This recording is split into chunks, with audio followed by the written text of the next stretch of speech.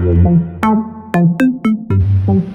from here, I'm going to take that AC belt off. There's just a tensioner right there that put a wrench in and turn a little bit to take that belt off.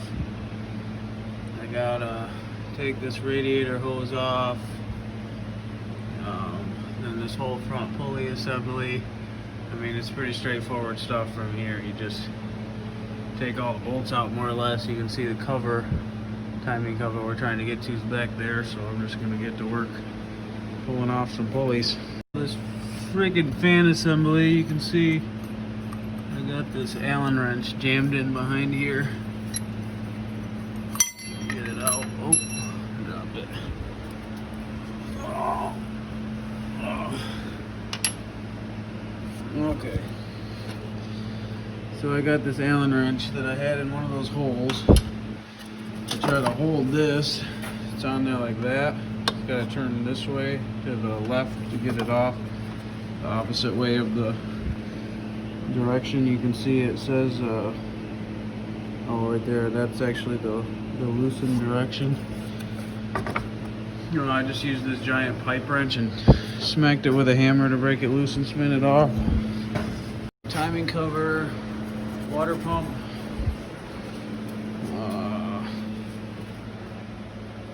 harmonic balancer. So the first thing is the big harmonic balancer pulley. You got a puller tool, find that at the parts store. Then the water pump is these several bolts that you'll see right on there. So that comes off. Then timing cover bolts. You got to pull two of the two front pan bolts, which you can only get to if you pull this silly wiring harness you'll remember from the oil pan video.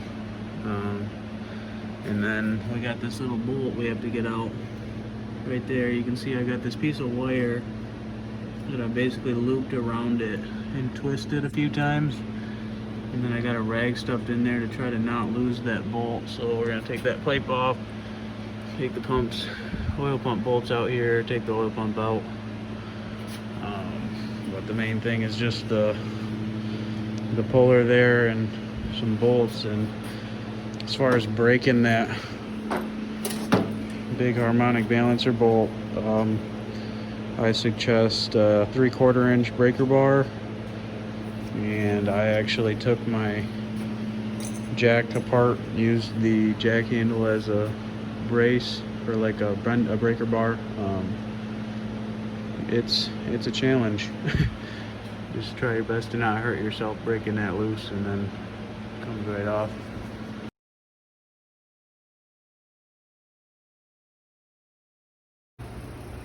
So to get it off, there's a cover plate, then the gears come out, and then this back piece here has 4 bolts, and you're gonna have to rock the one side up off of here and pull it off at the same time. And you don't want to jam a screwdriver or anything in there. You're gonna want to just keep working it, rocking it. I mean, it might have taken me 10-12 minutes just of sort of playing with it to get it to pop right off. And then we're gonna Dremel out this little keyway here so that this piece will spin all the way around, and we can put that bolt back in the other side.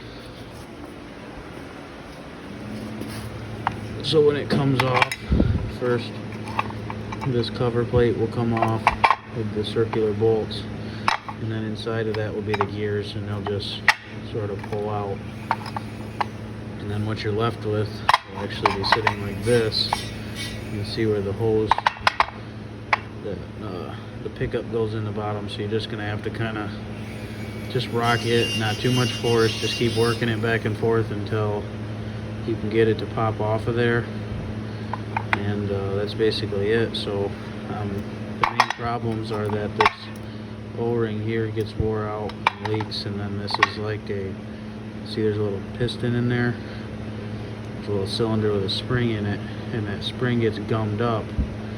And what that is like a relief valve. So if the spring gets too gummed up, it'll stick down, and then basically the oil will just backflow through there instead of actually going to the motor. So not really sure 100% proven that it's that or not. We're just sort of getting it apart to replace it and hoping that fixes it. I figured I'd show you guys some of the other stuff I'm doing. I took a rag and just tried to clean these hoses up the best I could. You can actually feel like the dimple where the other clamps have made impressions, so I'm not 100% sure they're going to seal because of that. They've just been on there a long time. If they don't, I have to get a hose. I did put some newer clamps on because those squeeze clamps that I took off of there just broke and shattered when I pulled them off, so I got them.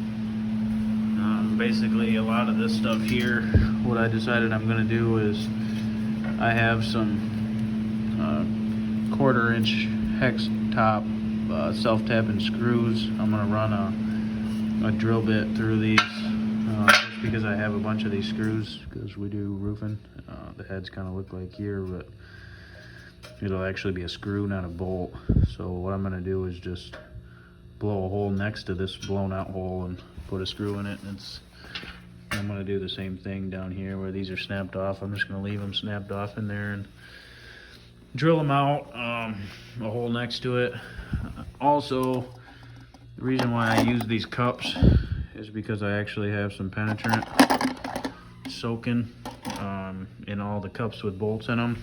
The cups also help you keep each part separate, so you can just set a cup near the device that it goes to.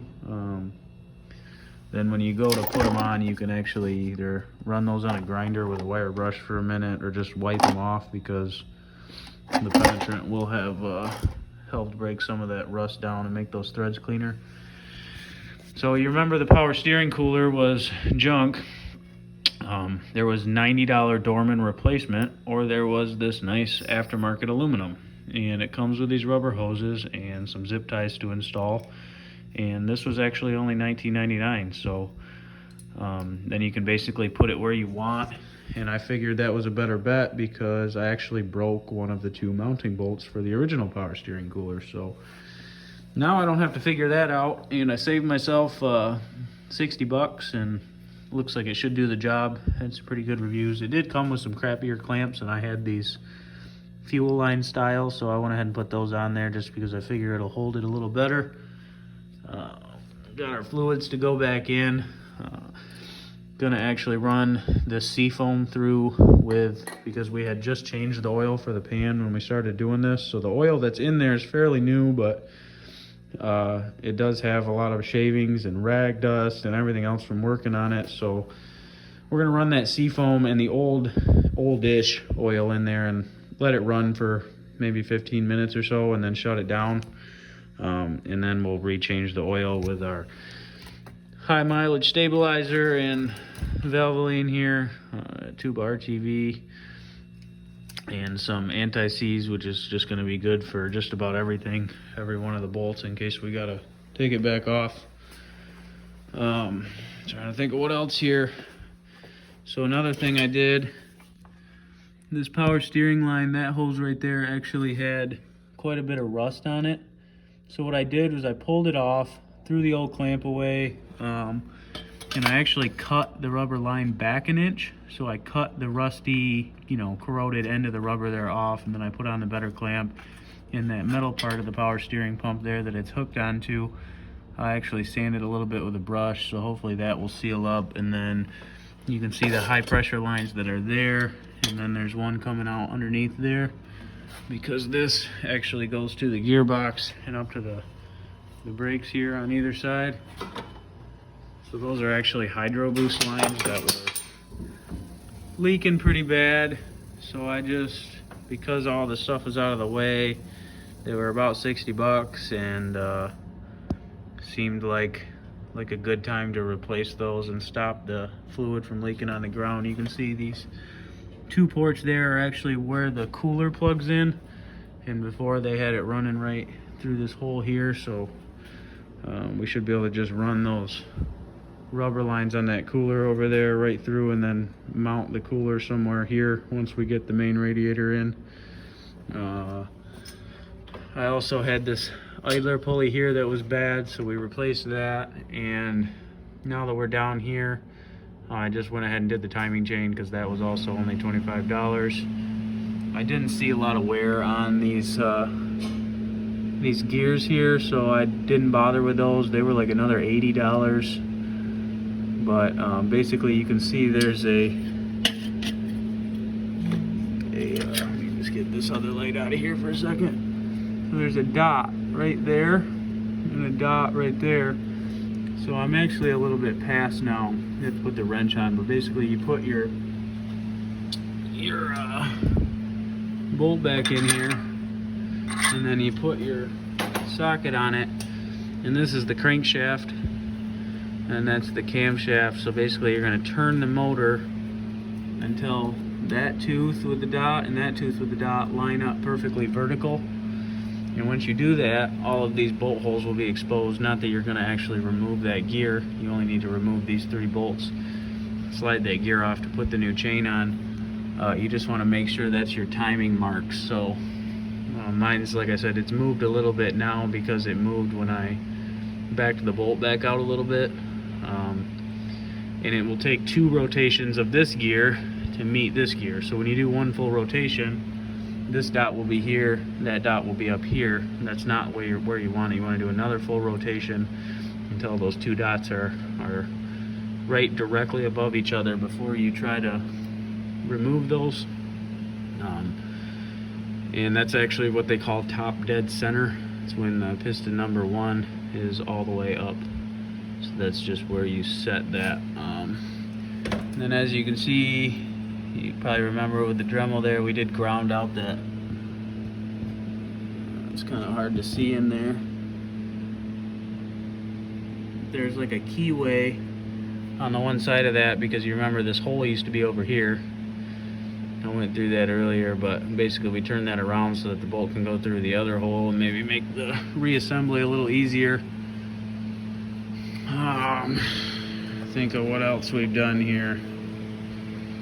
Basically just trying to prep for when we get the pump here, we can just kind of run with it, get it back together.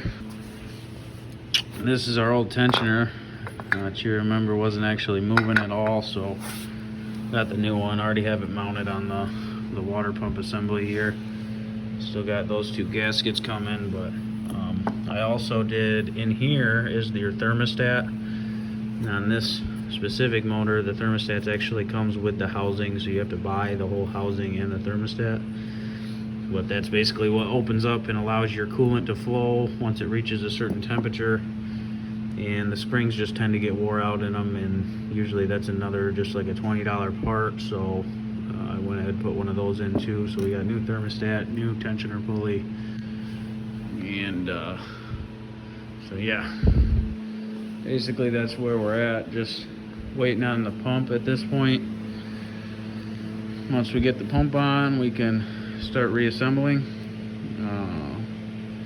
One thing I have to do some more research on, I'm not really sure, is how we actually press that harmonic balancer back on, but I should have an answer by the time we get to it. So if you're gonna do this without taking the pan off, that bolt hole is normally down here. It's got this little keyway. Basically, we dremeled out the keyway so that we could spin this around and put the bolt in the other hole.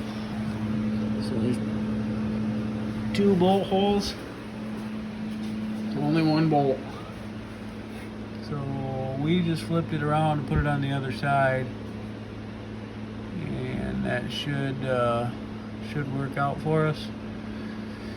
So now we don't have to use the fishing line to fish the bolt back in, but we did have to Dremel pretty close in here, and I can feel that we didn't go through. So whatever you want to do, I'm not going to instruct you on how to potentially fuck up your pickup tube, because then you're going to have to pull the pan anyway. And if you drop the bolt in there trying to put the bolt back in, you're going to have to pull the pan. So either way, it kind of sucks. And you can see there's a lot of debris. So at this point, we're going to put it back together, run the run a cycle of oil for a couple minutes, drain the oil, put new oil in, so that should help clean up any of that. But basically we've just been cleaning up all the gasket surfaces with a razor blade and on the exterior parts. So we got our new oil pump here. It's a little different. This one has torque screws in front, and this is the Melling pump from AutoZone. It just saw some stuff on a forum about some auto guys liking the Melling, so I just figured, well, sounds good to me. It says USA on it. That's a good sign, right? Anyways, you can see my other one is in two pieces. I took the cover off first. So this one I'm not even going to take the cover off, obviously. It's already in there and sealed. But what I am going to do is, you can see these gears are nice and shiny and new in there. And I don't really want to start it with that like that, because the oil pump obviously isn't going to be pumping itself, you know, directly right off the bat. I just figured, to be safe, I'm going to take some of that Lucas, the thick oil stabilizer I bought, just because I know it'll hang in there better. I'm going to put a little bit of that in there and just spin that gear with my finger a couple times, so that way I know that's got some lubrication in it when it fires. I didn't really see anything online about priming the pump. My instinct tells me that it's probably the right thing to do. So anyways, that's what we're going to do with that. And then you can see it comes with two types of O-rings. We actually have this style pickup tube with the little hump on it, but they did a pretty good job explaining that which O-ring you needed. So I'll set that on my pickup tube and try to throw some lubricant in this and gently work it on. And you saw how it told you I had to, I guess I didn't see, I didn't have it on video, but pulling it off, it took a lot of rocking and wiggling to get it over the gear and into the pickup tube without messing anything up. So we're gonna get to work on that when I get the bolts in it. We'll go from there. Okay, so there it is. Again, just like the takeoff, no joke. I think I just spent 20 minutes just wiggling that around. You don't want to put too much force on it. Don't put any prying tools on it. It'll go. You just takes patience. It's the only thing I can suggest as far as getting it on there is patience. So yeah. I don't know what that is right there. Oh, I guess it was just a speck of oil. Anyways, I got this little bolt back in. Works fine in the other side. That pickup tube, I was able to kind of push it down a little bit, but you still have to get this in the pickup tube first. So that bottom still has to go in first, and then after you get it in there, there's like a last click. You can take the pickup tube and pull up, and the O-ring sort of pops into place. I did put some of that stabilizer in there. You can see the gears are a little wet with the oil. Lubed the O-ring before I put that in, and I lubed the new timing chain and the gears. I don't know, somebody might tell me that I'm not supposed to do that, but I don't think starting it dry is a good idea, and the stabilizer seemed like it was nice and thick, so I figured it would hang on there better. I mean, if I put 5W30 on there, it might all drip down before I even get this back together to start it. But I mean, this stuff is stringy, so once it's on there, it's on there. And so anyways, got that in there. Got to get that timing cover on.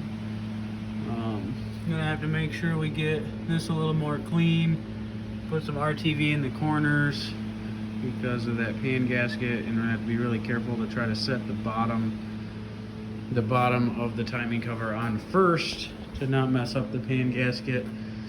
I was able to figure out that the harmonic balancer bolt is torque to yield, so that means it basically stretches, and you have to get another one of those.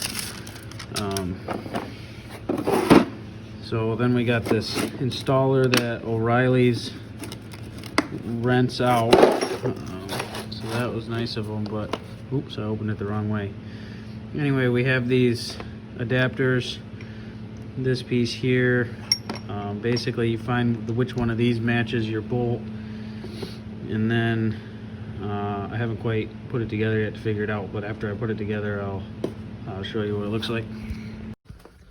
Okay, so disregard the last video where I was talking about how I was going to use that installer that I had rented, because that also didn't work, along with most other things I looked into. So I'm going to show you guys what I did instead. So first of all, went to my local hardware, found out that this it's 15/16 is the head size, but this bolt, first of all, is torque to yield, right? So you got to get a new one. You cannot reuse the old bolt. So then we got this puller, or this balancer here, that starts way out here. So obviously you can't use the bolt because it wouldn't grab any threads, and even if it did, it'd only grab a couple and probably rip the threads out your crankshaft. So it's got to be pressed back on there somehow. So I went to the hardware store and I got the same bolt, but longer. So now I can reach the threads. And then what I did is I got this big 7/8 washer. Is the same size as this hole here in the washer on the factory bolt. So I got that 7/8 washer, and then this in the middle is a bearing, so that way this bolt would turn without trying to roll the engine over. So while I was pressing it on, it wasn't fighting the motor. So I got that stacked here, and then I had to double stack 2 washers in order to get it to be big enough. So I had that like that to bolt through it, and that's actually what I sucked it on with just a wrench, and it goes on pretty smooth. Didn't fight me a lot. Everything felt pretty safe about it. Not a lot of torque on those crank threads, but just enough, I hope. So then once you get it pressed on with this, from what I understand on the internet, because I don't really know, so don't take any of this as the correct procedure, but just what I did. So then you put this in, and I was hearing that you're supposed to tighten this to 220 foot-pounds first, which I personally don't own a torque wrench that goes that high. So I put the old bolt in and tightened it till it was pretty, and then took the old bolt back out, put the new bolt in, and then what they say is to do 37 foot-pounds. So I did 37 foot-pounds, and then it says 160 degrees, I believe it was. So what I did was I made a mark where I started. This was actually an accidental mark. Don't look at this one. So I made that mark over there where I started, and then this part where I started. So this line was over here. And then I just sort of made a mark where I thought 160 degrees was over here. Ideally, you'd probably use a gauge, but a lot of things aren't ideal in a home garage, so that's where we're at. And I actually made it a little bit past, so I made it, again, don't look at that other line there, which I think is correct. I think I was a little off on my mark, because if you think about straight line being 180 degrees, you want to be about 20 degrees less of a half rotation. So I think we're in there. It's all pressed right in there, pretty tight. And to do that, you need a little extension, the smallest one you can probably get to get in that darn balancer. Preferably, you'd probably want an impact socket and a 3/4 wrench, not a half.